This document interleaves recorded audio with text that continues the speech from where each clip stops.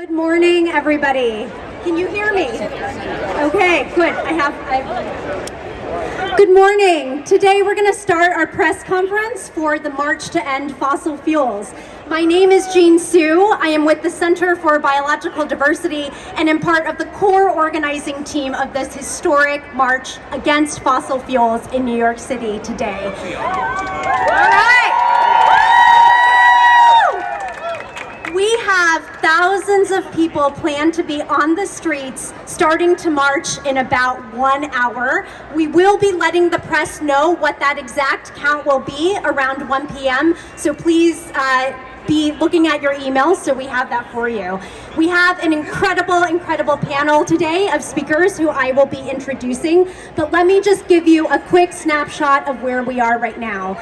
Thousands of people today are marching in New York City with a clear-eyed demand for President Biden and all of our world leaders. We need you to phase out fossil fuels now. This is a clear-eyed, distilled ask. This isn't just about climate action now. This is getting to the culprit of the climate emergency, which is burning fossil fuels. And unfortunately, we have world leaders of major oil and gas producing countries like the United States who are not listening to our climate scientists and who are not phasing out fossil fuels, but instead going the opposite direction. Just this year, President Biden has already approved the Mountain Valley Pipeline, the Willow Project, and so many other mega polluting projects. Climate scientists have said that the only way we can actually stop the tragedies that we are feeling right now in the climate emergency is to stop the expansion and phase out. So we're here today to tell our leaders loud and clear, you need to phase out fossil fuels to survive our planet. And that is why we are here marching today. This Wednesday, the UN Secretary General Antonio Guterres will be holding a Climate Ambition Summit where he will be making world leaders say yes or no, are you going to be phasing out fossil fuels? We are told right now that President Biden is not going to be attending. It's unbelievable that the world's largest oil and gas producer will not be attending this historic summit. But we don't give up hope. We're not going to give up hope. President Biden, we need you to still step through those doors and to actually commit to no new fossil fuels, because that's the only way we are going to survive. So, without further ado, I'm going to introduce our first speaker, Ms. Sharon Levine, who is the Executive Director of Rise St. James and a Goldman Environmental Prize winner.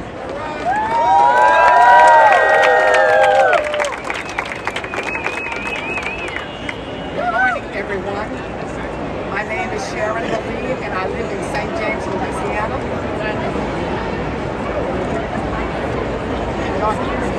Get closer to the mic. Can you hear me now? Talk into the mic. Talk into the mic. Okay. My name is Sharon Levine. All right. Yeah, there you go. And I'm from St. James, Louisiana, also known as Cancer Alley. I am here today to demand that President Biden end the era of fossil fuels once and for all. In my community, we are surrounded by toxic fossil fuels that pollute our air and water. Fossil fuels are destroying the place I call home. For too long, industry has gotten away with sacrificing my community. We say no more. Fossil fuels are taking the lives of people living in Cancer Alley. These are my family and my friends.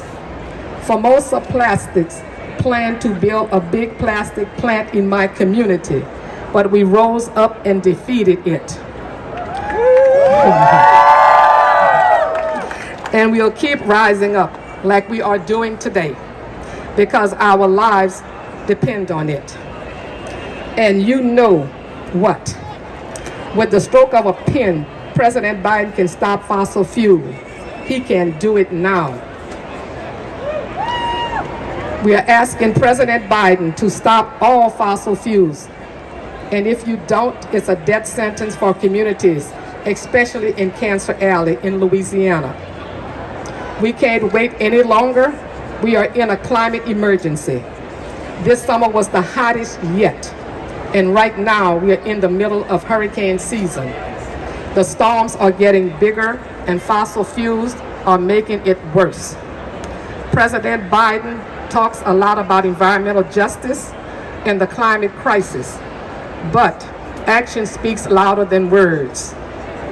Every new lease, every new plastic plant, every day that he refuses to end fossil fuels, President Biden is continuing to poison my family and my community. The time for President Biden is to act now.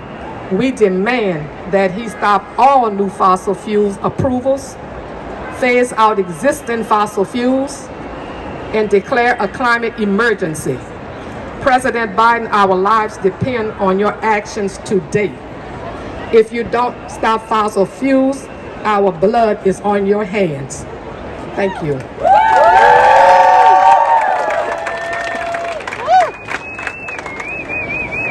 Next, we have the Honorable Mary Robinson. She is the chair of the Elders, the former president of Ireland, and the UN High Commissioner for Human Rights.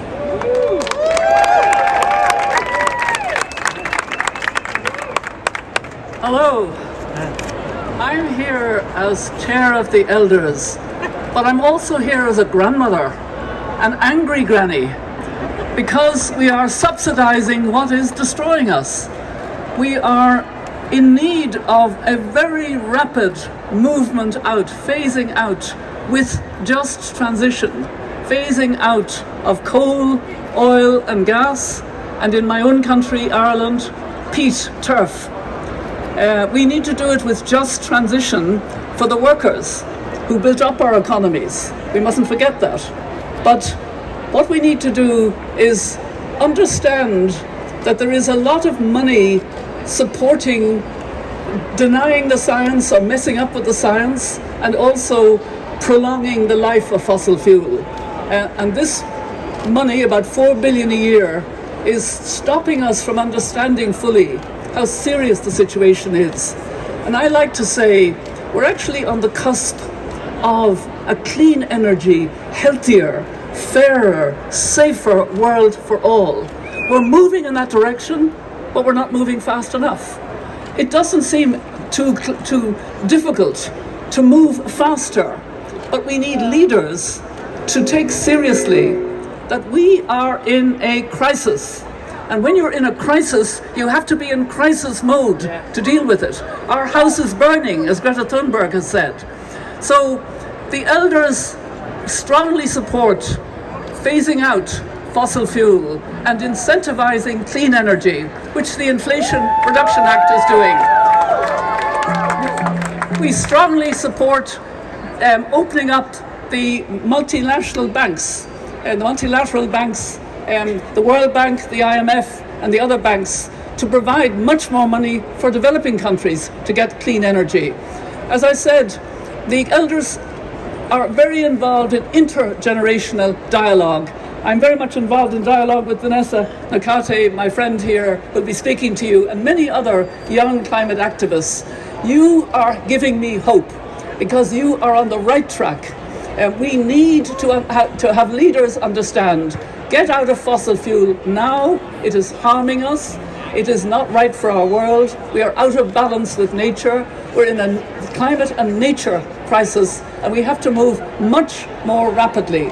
The stock take that was done of what the governments are doing, their nationally determined contributions, show that all governments are not doing enough, but those most responsible are not doing nearly enough. And that is the United States, the European Union, but also countries, big emitters like Russia, China, India, Saudi Arabia, etc. So yes, this march is particularly focusing on what's happening here in the United States, but it's a global problem. I'm delighted to be here on behalf of the Elders. We are in total solidarity with you. You give me hope, because you are right, and leaders need to listen to you now. Thank you very much.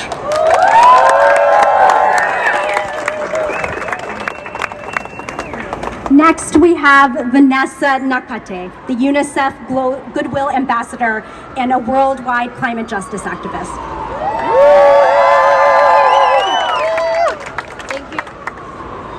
Thank you so much. Hi everyone, my name is Vanessa Nakate and I am a climate activist from Uganda, one of the countries that is heavily responsible.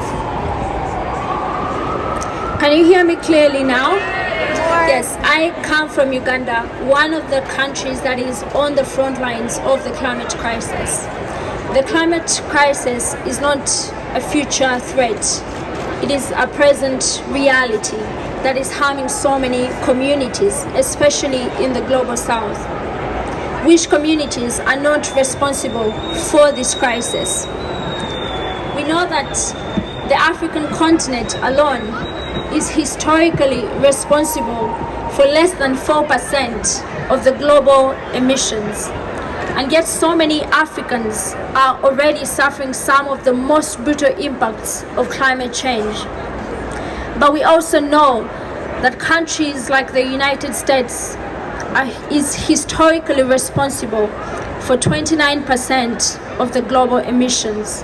How can you compare that with Africa, with 54 individual countries, which is just responsible for less than 4%? This is unfair, this is wrong, and this is unjust. When we say that we want climate justice, we're not just talking about transitioning to solar panels. We are talking about leaving no one behind. We are talking about addressing the injustices that come with the climate crisis. We have seen what is happening in countries like Libya. Thousands of people dead, thousands missing, and so many livelihoods destroyed. We've seen in countries like Mozambique, thousands killed because of cyclones and many displaced. We've seen the drought in the Horn of Africa that has left over 20 million people on the brink of starvation. What else needs to be seen for our leaders to understand that we are in a crisis, that we are in an emergency, that they need to start treating this like a crisis? The people that are suffering right now, especially in our communities, many of them don't even know what climate change is, but they can understand the changes in the weather patterns. Many people that are displaced, they don't even know what 1.5 means, and yet the people that know the meaning of these words are continuing to fuel the climate crisis. In 2020, I wrote a letter to President Biden and Vice President Kamala Harris, and I asked them if they were ready to fight the climate crisis, to stand with the people and the planet. And I told them all we really want is a future that is equitable, that is clean, that is healthy for all of us. And I asked them, is that too much to ask, where the place we all call home is clean and healthy for all of us? Today, I'm not writing another letter because I believe the last one got lost in the mail. But I have a message, and the message is listen to the communities that are on the front lines of the climate crisis. Listen to the science. The IEA has made it very clear. If we want to have a fighting chance of 1.5, then we cannot have any new fossil fuel investment. But remember, the disasters that I've talked about, they have all happened at 1.2. So meaning even 1.5 is not the ultimate survival. Communities are already suffering and people are already dying right now. And we need a massive scale up of renewables, especially in the global south, where many countries are suffering from energy poverty. We recently had the Africa Climate Summit, and one of the solutions that was so heavily being proposed was the need for carbon markets. But again, these are solutions that are led by the interests of Western countries.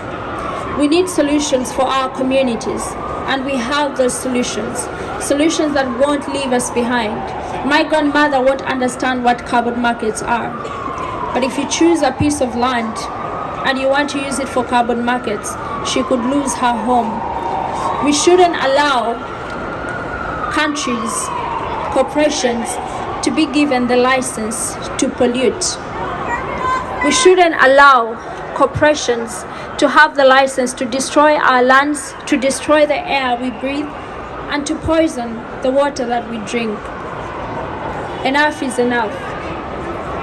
We need our leaders to address the climate crisis, and we need them to start now. And that is why today I'm joining the march to end fossil fuels. Because we cannot have climate justice without an end of fossil fuels. We cannot have climate justice if our leaders are constantly talking about addressing the waves but not addressing the wind. Many of them will talk about solutions, but they won't talk about the elephant in the room. And that elephant is fossil fuels that are heavily responsible for the climate crisis. We cannot eat coal, we cannot drink oil, and we cannot have any new fossil fuel investments, and that is coal, oil, and gas. Thank you.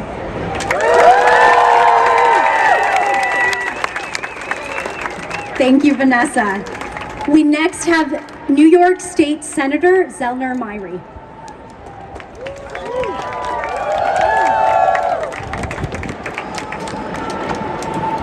Good afternoon, New York. Wait, I thought we were at a rally. Good afternoon, New York. Firstly, Shana Tova to our friends and neighbors celebrating the new year. Hear, hear, hear, hear. And I want to go into some of the facts. Fact number one, the fossil fuel industry knew that they were causing climate change in the 1970s. Fact number two, even with that knowledge, they lied to the public, lied to investors, and confused the conversation, even doubting the reality of our climate crisis. And fact number three, last year, they made over $200 billion in profit. A record high in the middle of a global pandemic. So as we stand here and we prepare to march to end fossil fuels, I cannot help but imagine what we could do with the billions of dollars going into their pockets and having it be invested right here in the city of New York. Imagine for a second, in the largest public school system in the nation, if every single one of our schools was carbon free by 2030. Imagine every school bus electrified. Imagine in our largest public housing authority in the nation that instead of the billions going in pockets, that they went to repairs, retrofits, green spaces, solar, battery storage. We have struggling people all over this city and this state. A shrinking middle class, people that have built this city looking for work. So instead of the billions going to the bigwigs, let's put it back in the pockets of regular New Yorkers by creating some jobs. Extreme heat. It's not just an uncomfortable feeling in the city. It is killing New Yorkers every single year. And we can green every roof, cool every roof, to bring down the cost of heating our buildings and to provide more jobs. Extreme rainfall happening with greater frequency in this city. and we've all seen it, we've all experienced it. You can't get in the subway when it rains in this city. But what if we increased our capacity to fix our pump rooms? What if we increased our capacity to drain the subway? It wouldn't just save in property damage, it would create more jobs. My favorite electric vehicle happens to be the subway. But if you have to drive, let's build more EV charging stations. Let's mandate training. Let's mandate maintenance, because it doesn't just help mitigate the emissions from the biggest emitter in our system, but it also creates more jobs. 92% of the energy provided to upstate comes from zero emission sources. But in the greatest city in the world, that number is 7%. That is a shame. We are the greatest city in the world, and we can do better. We have 520 miles of coastal line. That is more than Boston, LA, Miami, and San Francisco combined. So let's invest in renewable resources, and let's clean up our energy grid so we can meet the demand and save our planet at the same time. We do not have time to wait. Our health and our safety depend on action right now. It depends on being bold right now. So when do we want climate justice? Now. Not at some point in the future, but now. We are marching today because we are going to get it now. Thank you very much. Thank you, Senator. And now we have U.S. Congressman Jamal Bowman.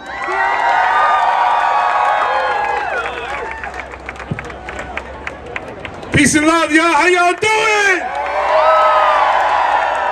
Climate justice? Climate justice? Climate justice? Are you ready for the new American Revolution? Are you ready for the new American Revolution? Say hell yeah! Hell yeah! Say hell yeah! Hell yeah! Say hell fucking yeah! Hell fucking yeah! That's what I'm talking about. We are the revolution.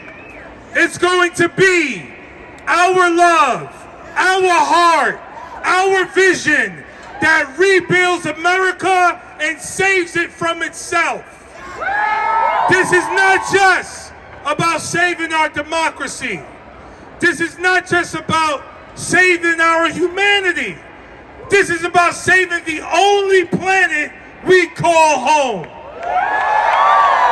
And it has to be the craziest thing in the world that the U.S. government actually subsidizes its own self-destruction. How stupid is that? We continue to give taxpayer dollars to the fossil fuel companies that are killing our planet. That ain't right. That ain't right. And we continue to give almost $1 trillion a year to our military-industrial complex, which is the #1 contributor to carbon emissions in the world. And we give it $1 trillion a year. So as you know, Washington, it's not broken. It is operating by design. It has been designed for destruction. It has been designed for us to scratch, claw, fight, and kill each other because of our racial, ethnic, gender, and sexuality differences. But the new American Revolution includes every single one of us. Not just the 1/10 of 1%, not just property-owning white men. It's about everyone. And what we are doing here in motherfucking New York City is continuing to be the heartbeat and the soul of the nation. That is who we are. New York City is not just the financial capital. Get that financial capital shit out of here. Because it doesn't matter how much money you have. If you have no soul, you are impoverished as a human being. What we are talking about in terms of the new American Revolution, it's about all of us being a part of a new vision for humanity. One that doesn't solve global problems with weapons of war, but one that solves global problems with diplomacy, peace, and love. That is the new American Revolution. The new American Revolution is a global one, without hate, without division, without borders, and without self-destruction. And if you need, there's so many examples of the climate catastrophe we are living in. The hottest summer on record. Forest fires in Canada impacting New York City. We see drought that are killing farmers' ability to farm and provide food for their community. We see barren land now because of the heat in so many parts of the world, which leads to mass migration, which leads to limited resources, which leads to conflict. This is common sense to us, but unfortunately the powers that be continue to operate under the corporate power regime. So I ask you, what are we going to do about it? What do we want right now? Climate action? Now! Climate action? Now! Climate action? Now! And let me tell you something, we're going to get it. And I'll close with this. Think of what we've been through over the last several years. We had a president in the White House who was literally a white nationalist. Because of his hate and incompetence, we had a global pandemic that was much more severe than it could have been if someone was competent in that damn seat. Think about those two things alone. It wasn't enough that he lost an election. Then he weaponized his social media and the hateful far right to push a big lie that now has people confused about what's the difference between the truth and the lie, facts and fiction. So he engaged in psychological warfare on the American people. That wasn't enough. He sued in 62 Supreme Courts across the country, lost 61 of them. That didn't stop him. He had 8 fake electors, Zellnor, 8 fake elected states. Fake electors signed that he won the election. Think about that shit.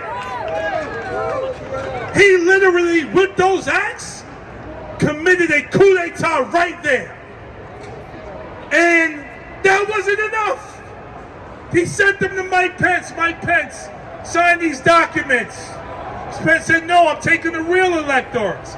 And when that wasn't enough, he organized an attack on the U.S. Capitol. All this is happening at the same time our planet is burning. But guess what else is happening in Washington? You got the motherfucking squad in the house. You got my sister, Congresswoman Ocasio-Cortez, Ilhan Omar, Rashida Tlaib, Ayanna Pressley, Cori Bush, Summer Lee, Delia Ramirez, Greg Casar, and motherfucking Jamal Bowman. And we are going to do everything in our power to make sure the American Revolution doesn't just happen here, but it happens in Washington as well. Are you with me? Are you with me? Are you with me? Climate change. Climate change. Climate change. Climate change. Thank you so much. God bless you. I love you. Thank you.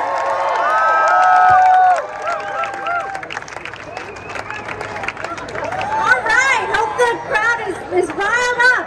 Okay, now we have Ana Lilia Mejia, who is the co-executive director of Center for Popular Democracy. This was a setup. Oh man, thank you. Thank you for the fire.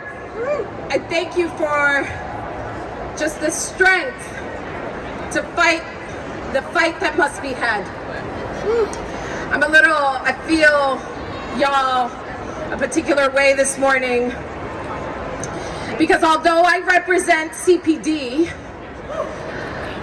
the Center for Popular Democracy and its incredible base building, power building organizations like I see you NYCC right here, who are focused on ensuring regular people on their rightful place in self-governance, that we capture our share of governing power so that we could take the actions that humanity needs.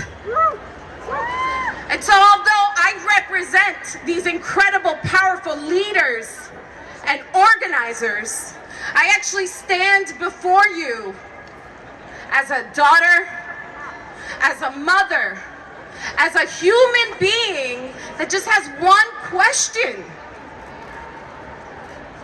And that is, I did yoga this morning. I'm good. And the question is, how do we wish history to remember us? How do we wish that our children, our grandchildren, perhaps our future selves remember our actions today or our lack of action? See, I come to this movement, I'm taking this mic out. I come to this movement remembering, in fact, the congressman reminded me of this, remembering those t-shirts that said, "Save the planet." And now, in retrospect, I wish the message was save yourselves. Save humanity. Because this summer showed us the type of horror that is possible, y'all. Unprecedented flooding, horrific fires. And we're bracing ourselves. It's just the beginning of hurricane season. And so as a mother, as a daughter, as a human, I am livid at the we practically announce. We doing our best. Now I will admit, I'm a Democrat. Democratic Socialist, y'all. But I am disappointed at my leader and my party and my people who would rather capitulate to money over people, over my children, over you, over my mom, over my dad, over those who will be, those whose future we put in peril today. And so, like I say, you can't be a little bit pregnant and you can't be a little bit in the climate fight. All right? And so, I'm not going to belabor it. We know what must be done. We know why we are here. I'm going to leave you with a demand, because I'm an organizer and I make demands of the powerful, like all of you and all of us. And my demand is be a leader in this movement. Remember that an activist takes action, but a leader organizes people into formation to claim power. And that is the demand I make of you and of us. So go home, talk to your neighbors, join organizations, get outside your house and off your computer, go to a city council meeting, send emails to everyone.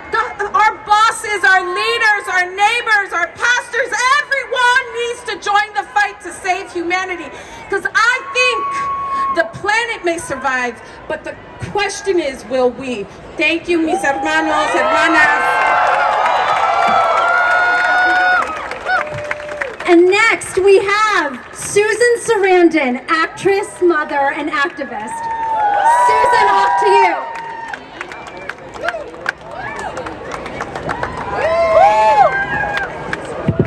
I don't believe I have to follow that. That's just incredible. I'm an angry granny also. I want to first of all shout out to the students of NYU who managed to get NYU to divest from fossil fuels. That's how you get it done, and they are joining 250 other institutions and schools who are also divested. I want to shout out to the people of Louisiana who set the example and stopped that plant, to all the kids that are protesting now for Cop City, to all the First Nations that showed us how to do it at Standing Rock, even though very few news organizations, except I see Amy Goodman here, they did go. But as we can see, it is not going to happen from the top down.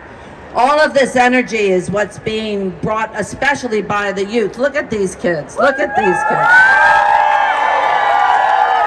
Yes, give them a hand of applause because they have the energy. It is their future that's on the line. And they are not Democrats. They are not Republicans. They are independent people who go for what needs to be fixed and are not slaves to any party and are going to create the world that we need. And they know what's going on much more than I did when I was getting arrested at your age. So we know it's not going to come from the top down. The only person has been the Secretary General of the UN who did come forward and said there's, among other things, there are surging temperatures demand a surge in action. Leaders must turn up the heat for climate solutions. We don't have a moment to lose. We are acting as if incremental conversations about incremental change are going to make the difference. As Mary said, we are in an emergency. We are in a flooding, well, I don't have to tell you, burning globe. And as long as profits are being made, there's no attempt to actually make the difference. We can do what we can do. You can go off plastics, you can turn off your tap, you can get a bamboo, but the bottom line is Exxon, Chevron, all of these companies that are polluting, especially people without a voice. They are, even Chevron was lost a lawsuit in Ecuador, $9.5 billion, thanks to some very good lawyers, and they have not paid a penny of it, right? They have not been prosecuted. All of these companies that are dumping and ruining our globe are not held responsible. So it's going to be up to us. The U.S. is number one as the largest oil and gas producer. We heard Obama brag about this, actually, about how much oil and gas he was producing, and accounts for 1/3 of all planned oil and gas expansions for the next few decades. Just this last year alone, President Biden has approved mega polluting projects like Willow and the Mountain Valley Pipeline. I'm sure you all know about this. Even though there were very, very strong demonstrations and letters, and I've signed a bunch of them and everything, they went right ahead and did it, okay? He went right ahead and did it. This particular grouping today is about trying to put pressure on him, because the good news is he could sign an executive order and change everything. Now, maybe we stand a bit of a better chance because it's an election year is coming up and he hasn't really fulfilled his promises from the last time not to expand any gas and oil. So what we're asking for is to stop all federal approvals for new fossil fuel projects. Yeah, I wish I could do now. Yeah, now, okay. Phase out production of fossil fuels on federal public lands and waters. That seems obvious, right? I mean, please. Declare a climate emergency and to halt oil exports and investments in fossil fuel projects abroad, as well as lead a just transition to clean, community-centered energy at home. It would also seem to make sense since almost all of our aggressions worldwide are about oil. And the war itself is like one of the biggest polluters that you could possibly imagine. So if we could end our dependence on fossil fuel, obviously we would not feel the urge to completely invade so many countries that we have invaded, right? So all I can say now is thank you all for being here. If you look out at this group, it's a really nice mixed group, all ages, all colors, all different kinds of groups. People are lining up behind here. You guys give me hope, and you guys give me hope, and what we have to do is take responsibility and press those that are at the top to finally step up. There's no way to deny that this world is in trouble, and it has possibly even gone past the tipping point. So, as someone earlier said, it is urgent. We have to talk to everybody, but most of all, call your representatives. The squad could get out there and get together and actually push a little bit harder, I think. He left already, but anyway. Thank you all for being here. Let's do this. Look around and see that you are not alone. That's really important to understand that we are in this all together and we can make a difference. And there have been people who have shown us the way. First Nations have been incredible in terms of explaining and educating us on the importance of stopping these pipelines. It's now time for us to step up even more. And I thank everyone who has done the hard lifting so far. But it's now we have to put pressure on this election year coming up on the people that are going to tell you this is the most important election of your life, yet again. And it is important, but these promises are not enough. Let's get something done before it's time to vote. Let's not wait till after it's time to vote. Let's demand that if they want our votes, show us something. Thank you guys. Bye.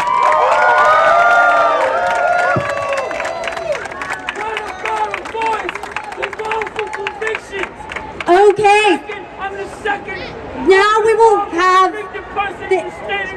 Thank you. Thank you. Can we please? Just go. Now we'll have Emma Lou Beretta with New York City Fridays for Future.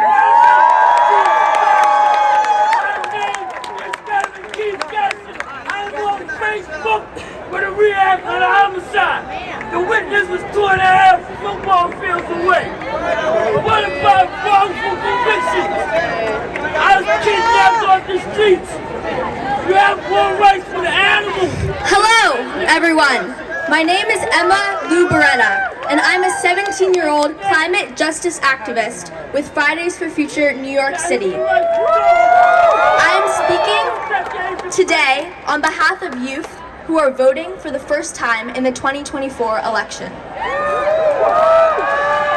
We are all here today because we care about community, justice, and our planet. These are human rights, rights which cannot be met if we do not stop producing, funding, and using fossil fuels. There is one man in particular who holds a lot of power right now, and he needs to choose between our people and the fossil fuel industry. So I have a message for him. President Biden, we have one request. end fossil fuels.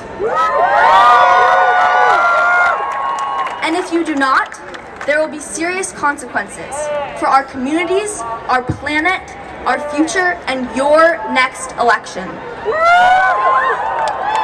I started in this fight when I was 12 years old. When I learned about the crisis we are in, I began organizing immediately. I started organizing my school for climate strikes and rallies, and have committed my life to this fight for the past 5 years. I knew I had to give my all to try to curb the climate crisis when I was only 12 years old. I do not understand why that is so clear to a 12-year-old and not clear to an 80-year-old man who is the President of the United States. President Biden, perhaps you think that you have nothing to lose by doing nothing. Some of us are not so lucky. I have lost my childhood, my heritage, and my mental health to the climate crisis. My ancestors in Korea worshipped trees which were cut down by colonizers. We lost a vital part of our culture and heritage because of climate colonialism. Communities today are being burned, flooded, and crumbled to the ground because of this crisis. People are dying, and Biden, their blood is on your hands.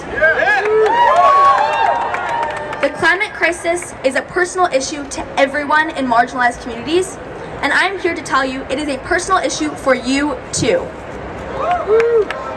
Biden, there are two sides to this fight: people versus fossil fuels. You must pick. You must declare a climate emergency, stop approving fossil fuel infrastructure, provide a just transition, and earn our votes in the 2024 election. Or you can ignore us, and we will ignore you. You cannot win this election without the youth vote. It is not possible. And there's only one way to earn our votes: end fossil fuels. Biden, you should be scared of us. We hold the power of the people, the power you need to win this election. If you want to win in 2024, if you do not want the blood of my generation to be on your hands, end fossil fuels.